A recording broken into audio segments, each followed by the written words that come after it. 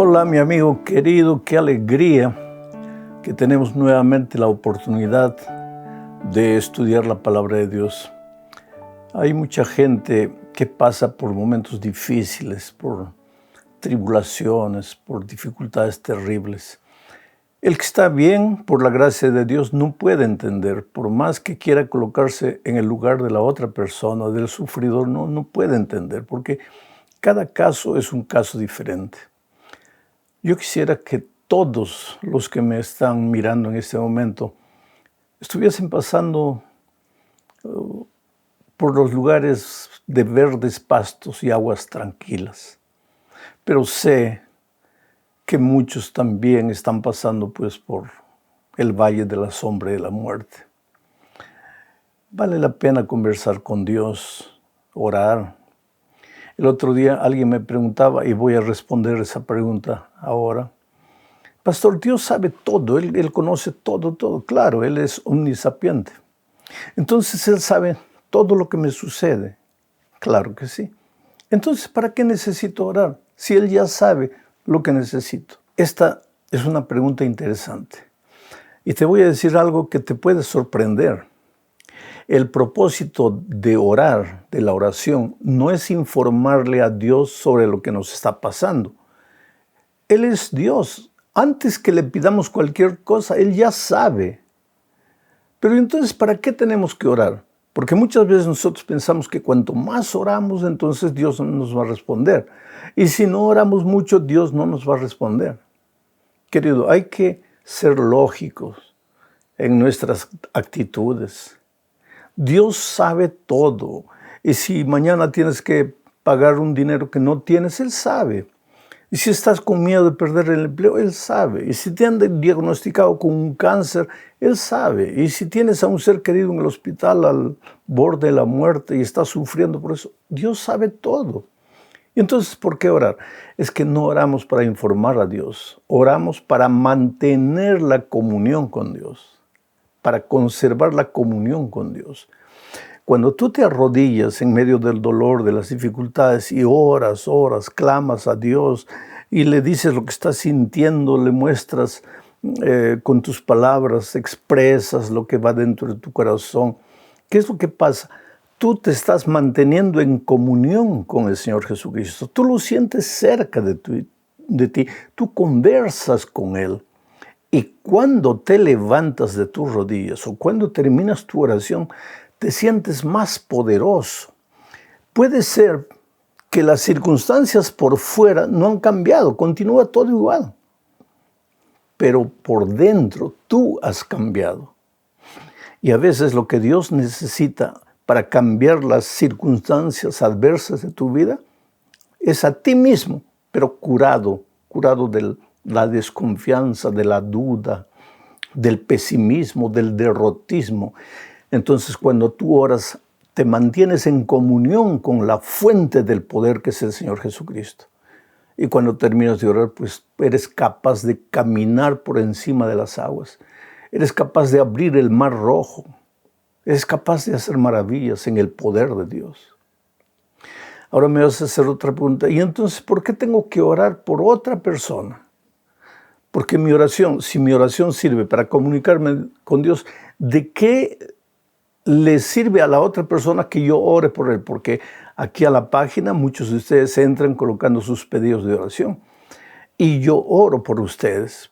Pero ahora tú dices, pastor, pero usted está diciendo que yo con mi oración no voy a cambiar la opinión de Dios, yo con mi oración no voy a informarle nada porque Él sabe que la oración me hace bien a mí, pero ¿y si estoy orando por otra persona, cómo hago? Bueno, eso te voy a responder en la lección de la próxima semana. Ahora vamos a la lección número 4, para el 27 de abril del año 2024. El título es Defendamos la verdad. Y el propósito de esta lección es mostrar que a lo largo de la historia, a lo largo de los tiempos, ha habido hombres y mujeres que estuvieron dispuestos a ser perseguidos e inclusive a morir por causa de su fe, para defender su fe, para defender la palabra de Dios, para defender la verdad.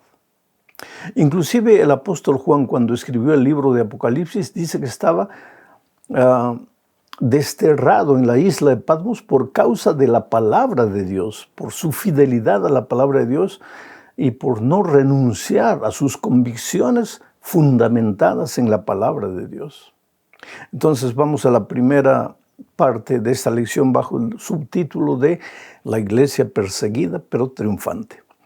Muy bien, ya dijimos en las lecciones pasadas algo que tenemos que recordar siempre a lo largo de las 3 lecciones. Dijimos que hay un conflicto entre Cristo y Satanás. Cristo tiene su pueblo, Satanás también tiene sus seguidores.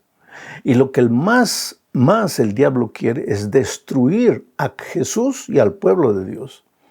Pero como ya enfrentó a Jesús muchas veces y siempre fracasó, ahora se las agarra con el pueblo de Dios, con nosotros los seguidores del Señor Jesucristo. Y quiere destruirnos de 2 maneras. Primero, viene astutamente, con engaños. Toma la palabra de Dios, la tuerce, la modifica, la cambia, le saca un pedazo, le aumenta otro pedazo. ¿Para qué? Para llevarte al error, para llevarte a la oscuridad, a la penumbra, para llevarte al terreno de la mentira, que es el terreno de él. Pero él ha descubierto también que a lo largo de los tiempos ha habido hombres y mujeres que han permanecido fieles a la palabra de Dios. Estudian la Biblia y no se dejan engañar. Entonces el enemigo usa su segunda arma. Ya que tú no aceptas pacíficamente el engaño, entonces te voy a perseguir, te voy a obligar a desistir de tu fe. Y entonces ahí entra en acción la persecución religiosa, la persecución por causa de tus convicciones religiosas. Entonces leo ahora, con ese contexto, Daniel 7, 25. Dice así: y hablará palabras contra el Altísimo. Quiero decirte que en el capítulo 7 de Daniel ve 4 bestias que representan a los imperios mundiales. Pero ve una última bestia que representa al último imperio, el imperio romano. Y después esa bestia tiene 10 cuernos y uno de esos cuernos adquiere tinte religioso. El poder romano era apenas un poder político, militar, pero ahora en la figura de ese cuerno adquiere contornos religiosos. Por eso Daniel en su visión dice: y hablará palabras contra el Altísimo, este cuerno, que simboliza un poder religioso, un movimiento religioso, que simboliza una iglesia. Hablará palabras contra el Altísimo. Aquí está en el terreno espiritual, porque se atreve a hablar contra Dios. Sigo leyendo: y a los santos del Altísimo quebrantará. ¿Quiénes son los santos del Altísimo? Los seguidores de Jesús. Y pensará en cambiar los tiempos y la ley. Cuando alguien se atreve a querer cambiar la ley de Dios, está luchando contra el propio Dios, porque el Señor estableció sus instrucciones resumidas en los 10 eternos principios de la ley de Dios. Pero este poder religioso se atreve a cambiar, toma la ley de Dios que está en la palabra de Dios y la cambia, la modifica. Y sigo leyendo: y serán entregados en su mano, los santos, los fieles, serán entregados en su mano hasta tiempo y tiempos y la mitad de un tiempo. Nosotros entendemos que un tiempo es un año, y lo voy a explicar un poco más adelante. Un tiempo es un año. Tiempos, dos años, ya son 3 años. Tiempos, un año más 2 años, 3 años. Y medio tiempo, 6 meses. O sea, aquí, si tú juntas un año más 2 años más medio año, tú tienes 3 años y medio. El año tiene 12 meses y cada mes tiene 30 días. Y si tú multiplicas 30 días por 36 meses, vas a llegar a la conclusión de que da 42 semanas. Con esto en mente, leamos ahora Apocalipsis 13, 5 al 7. Dice, también se le dio boca al dragón, que hablaba grandes cosas y blasfemia de hablar contra Dios. Aquí nuevamente hay implicaciones religiosas. Y se le dio autoridad para actuar 42 meses. O sea, persiguió a los fieles 42 meses y abrió su boca en blasfemia contra Dios para blasfemar de su nombre y de su tabernáculo y de los que moran en el cielo. Y se le permitió hacer guerra contra los santos y vencerlos. También se le dio autoridad sobre toda tribu, pueblo, lengua y nación. Este es el mismo poder religioso que Daniel presenta, solo que en Daniel dice que él persiguió a los santos durante tiempo y tiempos y la mitad de un tiempo, 3 años y medio. Pero aquí dice que persiguió a los santos 42 meses, lo que te estaba explicando antes, ¿no es cierto? Pero ahora vamos a leer Apocalipsis 12, 6 y el versículo 14 también, y dice así, y la mujer, que es el símbolo de la iglesia, porque en el capítulo 12, versículo 1, se presenta a la mujer vestida de blanco, la iglesia de Dios. El texto dice, y la mujer huyó al desierto donde tiene lugar preparado por Dios para que allí la sustenten por 1260 días. O sea, la profecía de 3 años y medio, que es la misma de 42 meses, ahora es 1260 días. O sea, es la misma profecía. Es un periodo de persecución de la iglesia de Dios. Los fieles seguidores de Dios serían perseguidos durante todo ese tiempo. Y se le dieron alas a la mujer, las 2 alas de la gran águila, para que volase de delante de la serpiente al desierto, a su lugar donde es sustentada por un tiempo y tiempos y la mitad de un tiempo. Nuevamente aquí la figura de Daniel.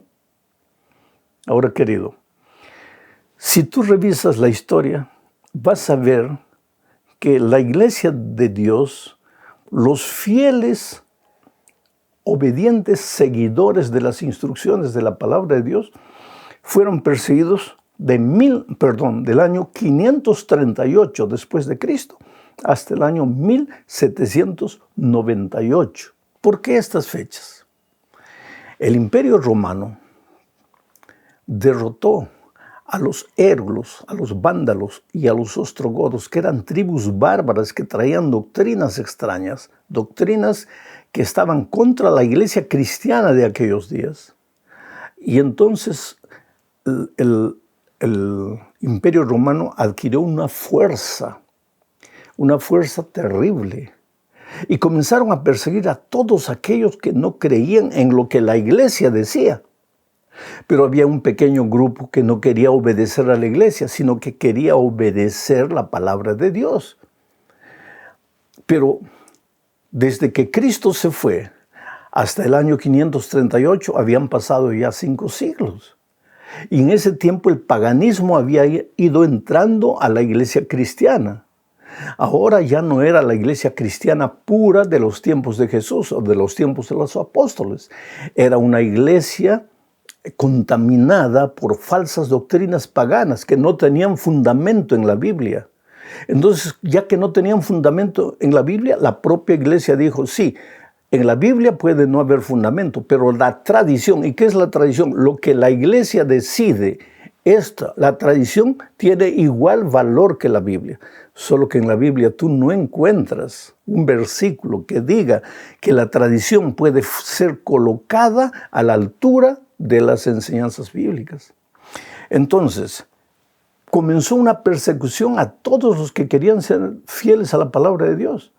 Y esa persecución comenzó el año 538 y fue hasta el año 1798 cuando el líder de la iglesia, que se llamaba cristiana, fue preso en la época de la Revolución Francesa, fue preso.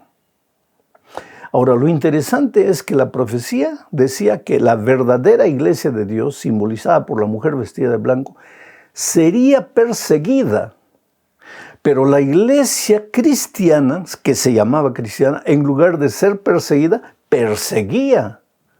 Y perseguía a los cristianos que insistían en obedecer la palabra de Dios y únicamente la palabra de Dios. Vamos ahora a la segunda parte de este estudio. La luz vence a las tinieblas. Oh, queridos, los fieles derrotaron al enemigo. ¿De qué manera? Conservando la verdad bíblica y soportando la persecución terrible contra ellos. Ahora leamos lo que dice Judas 1, versículo 3. Dice así: Amados, por la gran solicitud que tenía de escribiros acerca de nuestra común salvación, me ha sido necesario escribiros exhortándoos que contendáis ardientemente por la fe que ha sido una vez dada a los santos. Mira lo que la Biblia decía en el libro de Judas. Decía que el pueblo cristiano debe contender ardientemente por la fe. Ahora, este contender ardientemente por la fe no quiere decir tomar armas y luchar. Nada justifica guerra. Guerra religiosa no puede existir, pero no guerra del pueblo cristiano. El pueblo cristiano no puede usar armas para perseguir al que no cree como él o para defender su fe. Estando siendo perseguido, podría tomarse en armas y decir, ¿qué cosa? Estoy defendiéndome. No, pero en la Biblia no encontramos apoyo para que el pueblo de Dios tome armas y persiga o participe de una guerra. Entonces, ¿por qué dice aquí Judas que debemos contender? Porque esa palabra contender nos da la idea de lucha, de guerra. Es que esa palabra contender en el original griego es el verbo epagonisestai, que podría ser traducido que os esforcéis en perseverar en la fe. Esforzaos para no ceder a la presión, a la persecución. Que no tengáis miedo. Tenéis que ser firmes hasta el final. Hay una Biblia llamada la Biblia del Jubileo que traduce este versículo así: para que os esforcéis a perseverar en la fe. Bueno, vamos a la tercera parte. Antes de eso quiero decir, ¿y cómo es que el enemigo luchaba? ¿Cómo es que el enemigo perseguía, además de tener las armas? ¿Cómo perseguía? Interesante. 2 Corintios 11, 13 al 15 dice: porque estos son falsos apóstoles. Se está refiriendo a líderes religiosos. Obreros fraudulentos que se disfrazan como apóstoles de Cristo. Y no es maravilla, porque el mismo Satanás se disfraza como ángel de luz. Así que no es extraño si también sus ministros se disfrazan como ministros de justicia, cuyo fin será conforme a sus obras. ¿Cómo ataca el enemigo a la iglesia? Con la persecución, ya que el engaño no le dio resultado. Pero los líderes de esta iglesia, que se llama cristiana y que persigue a los obedientes de la palabra de Dios, dice que son ministros disfrazados, es decir, ministros que enseñan no lo que la palabra de Dios dice, sino lo que la tradición dice. En realidad enseñan un evangelio contaminado. Vamos a la tercera parte del estudio. Valor para permanecer firmes.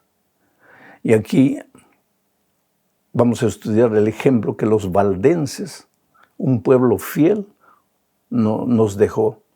Ese pueblo, los valdenses, nos dejaron un ejemplo extraordinario de fe. Mira lo que dice Efesios 6, 10 al 12. Por lo demás, hermanos míos, fortaleceos en el Señor y en el poder de su fuerza. Vestíos de toda la armadura de Dios para que podáis estar firmes contra las acechanzas del diablo, porque no tenemos lucha contra sangre y carne, sino contra principados, contra potestades, contra los gobernadores de las tinieblas de este siglo, contra huestes espirituales de maldad en las regiones celestes. O sea, nuestra guerra no es de cañones, de armas, es una guerra espiritual. No peleamos contra carne y sangre, peleamos contra fuerzas espirituales. Solo que esas fuerzas espirituales vienen a través del engaño, de la doctrina falsa, de la doctrina que no tiene fundamento en la palabra de Dios. Y cuando hay un pueblo fiel, entonces, a pesar del engaño, entonces viene la fuerza, la persecución. Y durante la Edad Media los valdenses se escondían en las cuevas para transcribir la palabra de Dios en las manos, a mano, transcribían la palabra de Dios, no había imprenta, a mano. Y entonces, ¿qué pasa? Ellos se esparcían por la ciudad como vendedores ambulantes de utensilios de casa, de cualquier cosa así, pero de paso vendían escondidos la palabra de Dios. ¿Por qué escondidos? Porque si alguien descubriese que estaban vendiendo la Biblia, eran perseguidos, declarados herejes. Eran quemados en la plaza pública. Era terrible. La Biblia prácticamente había desaparecido, estaba escondida. La iglesia que dominaba el mundo de aquellos días tenía el argumento de que no todos pueden entender la Biblia, que solo la iglesia puede entender la Biblia. Entonces, bajo ese pretexto de que solo la iglesia puede entender la Biblia, mezclaba las enseñanzas bíblicas con la tradición. ¿Y por qué la tradición? Porque la iglesia lo ha dicho.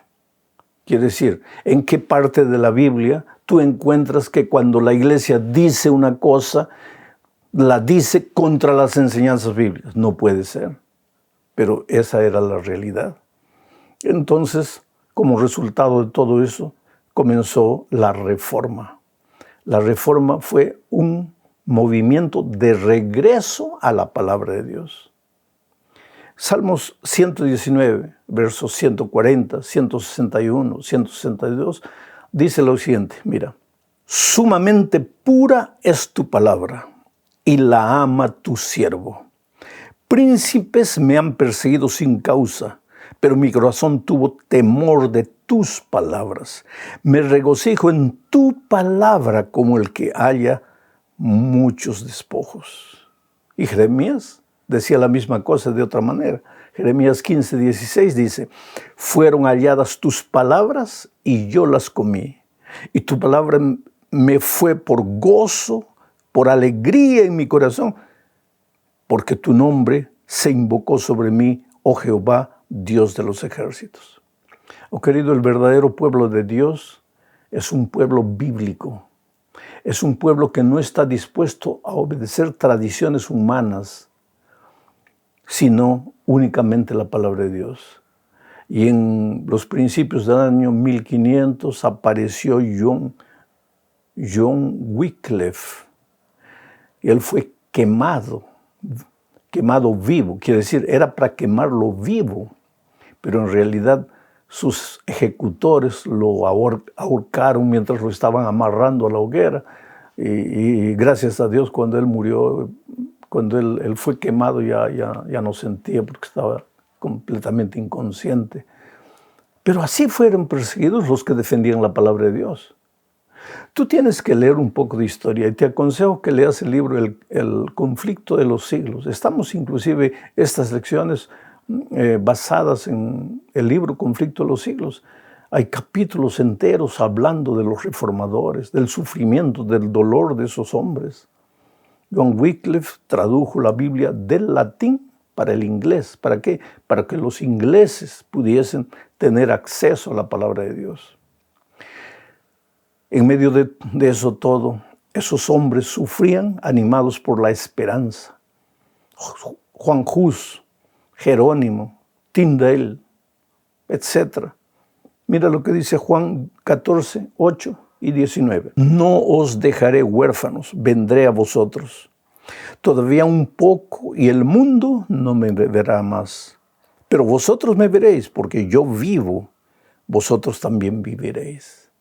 Esa era la promesa de Dios para esos reformadores y lo es hoy para nosotros. Tal vez hoy día nosotros no somos perseguidos, no somos ahorcados, no somos quemados vivos por nuestra obediencia a la palabra de Dios. Nunca en la historia de este mundo se ha disfrutado de tanta libertad. Hoy tenemos libertad, pero los pioneros, los reformadores, que no quisieron atacar a la Iglesia Católica, quisieron atacar las enseñanzas que no eran bíblicas. Pero como las enseñanzas bíblicas no eran aceptadas, pues esos hombres fueron expulsados y muchos de ellos condenados a muerte. Juan Hus, por ejemplo, languideció en una celda de prisión en pleno invierno, pegó una pulmonía, tosía, y en medio de su dolor escribió a un amigo lo siguiente, una carta linda. Voy a leer la carta y va a aparecer ahí en la tela. Miren, la carta decía: escribo esta carta en la cárcel y con la mano encadenada, a la espera de que mañana se cumpla mi sentencia de muerte. En el día en que por la gracia del Señor nos encontremos otra vez, gozando de la paz deliciosa de la vida futura, sabrás cuán misericordioso ha sido Dios conmigo y cuán admirablemente me ha sostenido en medio de mis tentaciones y pruebas. Qué hombre tremendo, ¿no? Estaba muriendo, enfermo, y le dice a su amigo: el día que nos encontremos tú verás cuán misericordioso ha sido Dios conmigo. En la prisión, muriendo, cuán misericordioso ha sido Dios conmigo. Oh, querido, seguir a Jesús no es fácil. Por eso Jesús dijo: toma tu cruz y ven en pos de mí. El mundo muchas veces te va a rechazar. Tus parientes se van a reír de ti, se van a burlar de ti. Muchas veces vas a sufrir profesionalmente por causa de tu fe, de tus principios.